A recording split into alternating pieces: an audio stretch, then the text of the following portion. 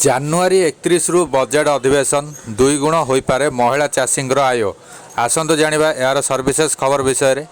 ଜାନୁଆରୀ 31 ତାରିଖରୁ ଫେବୃଆରୀ 9 ତାରିଖ ପର୍ଯ୍ୟନ୍ତ ଚାଲିବାକୁ ଥିବା ବଜେଟ୍ ଅଧିବେଶନ ପାଇଁ ସଂସଦ ଏବେଠାରୁ ପ୍ରସ୍ତୁତ ହେଲାଣି। ରାଷ୍ଟ୍ରପତି ଦ୍ରୌପଦୀ ମୁର୍ମୁ ଉଦ୍ଘାଟନୀ ଦିବସରେ ସଂସଦର ଉଭୟ ଗୃହକୁ ସମ୍ବୋଧିତ କରିବେ। ଅଧିବେଶନରେ ଏଥର ଏକ ଗୁରୁତ୍ୱପୂର୍ଣ୍ଣ ଘୋଷଣା ହେବାକୁ ଅନୁମାନ କରାଯାଉଛି। ଅଧିବେଶନ ପାଇଁ ସଂସଦ ପ୍ରସ୍ତୁତ ହେଉଥିବା ବେଳେ ଏହାରି ମଧ୍ୟରେ ଏକ ବଡ଼ ସୂଚନା ମଧ୍ୟ ହସ୍ତଗତ ହୋଇଛି। ସୂଚନା ରହିଛି ଯେ ଅଧିବେଶନରେ ମହିଳା ଚାଷୀମାନଙ୍କ ପାଇଁ ପ୍ରଧାନମନ୍ତ୍ରୀ କିଷାନ ସମ୍ମାନ ନିଧି ଯୋଜନା ଦୁଇଗୁଣ ହୋଇପାରେ।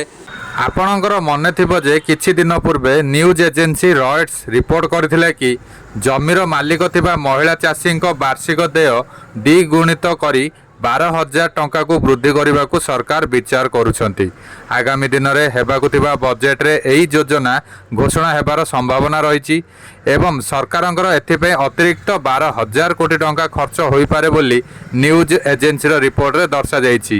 ଯଦି ଅର୍ଥମନ୍ତ୍ରୀ ନିର୍ମଳା ସୀତାରମଣଙ୍କ ଦ୍ୱାରା ଉପସ୍ଥାପିତ ମଧ୍ୟବର୍ତ୍ତୀ ବଜେଟ୍ରେ ପାରିତ ହୁଏ ତେବେ ଆସନ୍ତା ଲୋକସଭା ନିର୍ବାଚନ 2024 ପୂର୍ବରୁ ମହିଳା କୃଷି ଶ୍ରମିକଙ୍କୁ ସଶକ୍ତିକରଣ ଦିଗରେ ଏହା ଏକ ବଡ଼ ପଦକ୍ଷେପ ହେବ। ତେବେ ଆୟକର ନିୟମରେ ବଡ଼ ପରିବର୍ତ୍ତନ ଆଗାମୀ ମଧ୍ୟବର୍ତ୍ତୀ ବଜେଟ୍ରେ ସମ୍ଭବ ନୁହେଁ।